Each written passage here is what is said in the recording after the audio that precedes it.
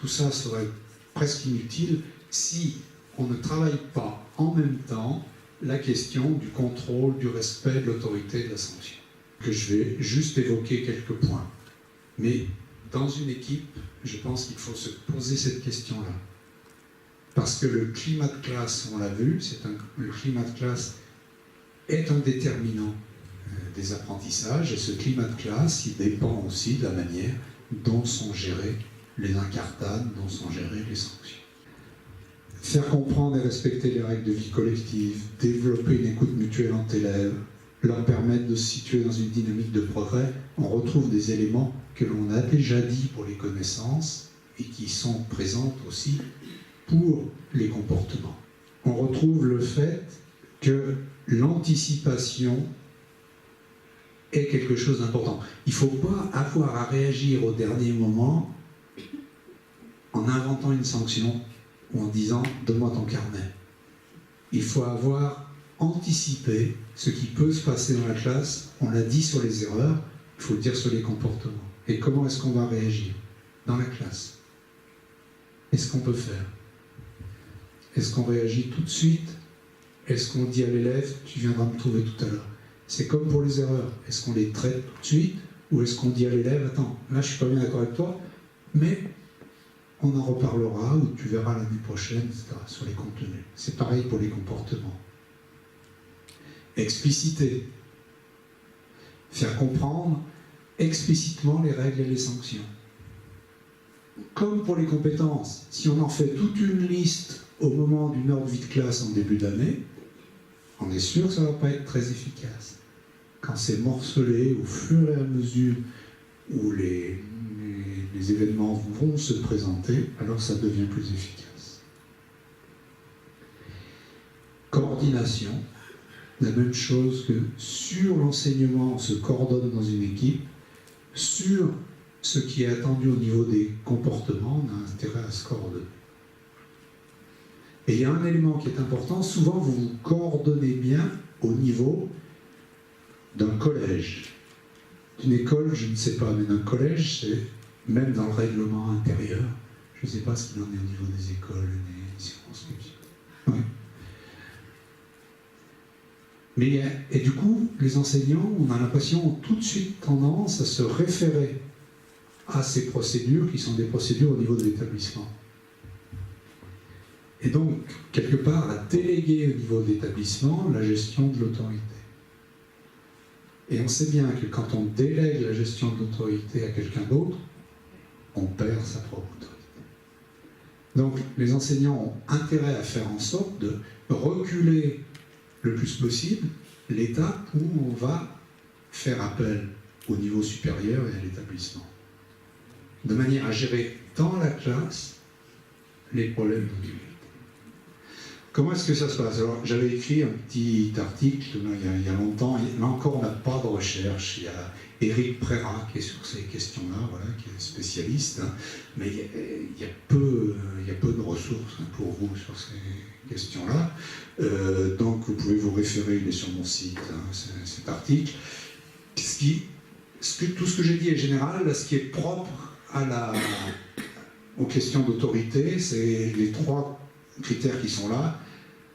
On sait que pour être celui qui a la notoriété de conduire le groupe correctement, il y a 3 critères qui comptent. Le premier, c'est l'exemplarité.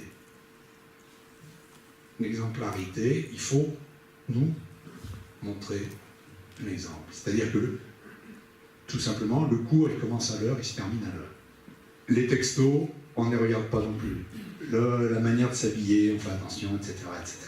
On est nous-mêmes exemplaires. Si les adultes sont exemplaires, les élèves vont pas, et encore moins les adolescents, parce que les jeunes, bon, les tout petits, enfin, les enfants, on peut faire encore avec, hein, mais avec les adolescents, c'est imparable si les adultes ne respectent pas.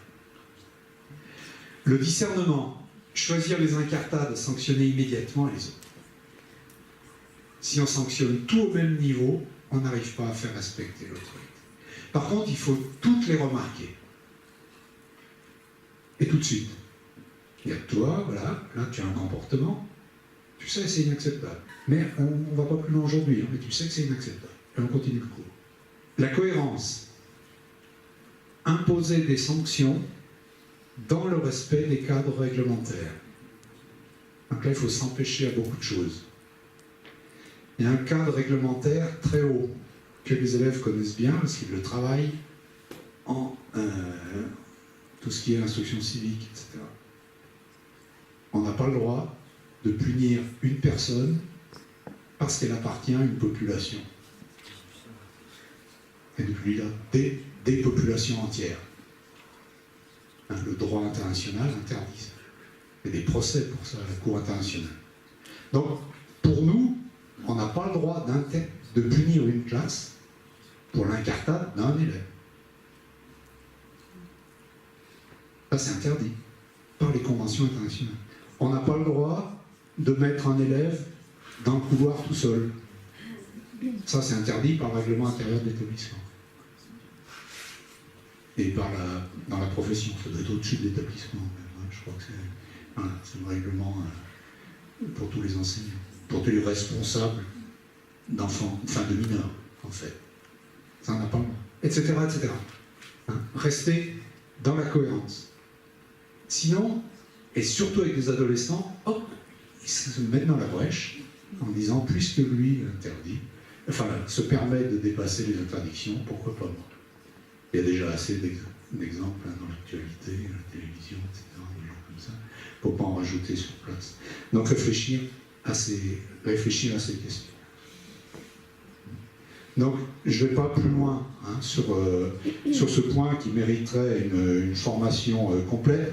Je ne sais pas comment vous réfléchissez à ces questions-là au sein de l'établissement, au sein du réseau, au sein de la circonscription. Souvent dans un établissement, ça se réfléchit uniquement au moment du règlement intérieur. Encore une fois, je dis il faut réfléchir aussi dans l'équipe, au niveau de la classe, comment être cohérent avec ces affaires-là. Donner des sanctions, réfléchir à la sanction aussi. Hein. Souvent, moi j'ai remarqué, puis on le trouve dans les recherches, hein, c'est propre à l'esprit humain malheureusement, on se punit soi-même en donnant la sanction. Je vous interdis de sortir en récréation. Alors déjà, on n'a pas le droit de faire ça, ça n'a rien à voir. Et puis, comme ils vont être très fatigués après, ou puisqu'il y a du bruit, je ne travaille plus. Je me tais jusqu'à ce qu'il y ait du silence.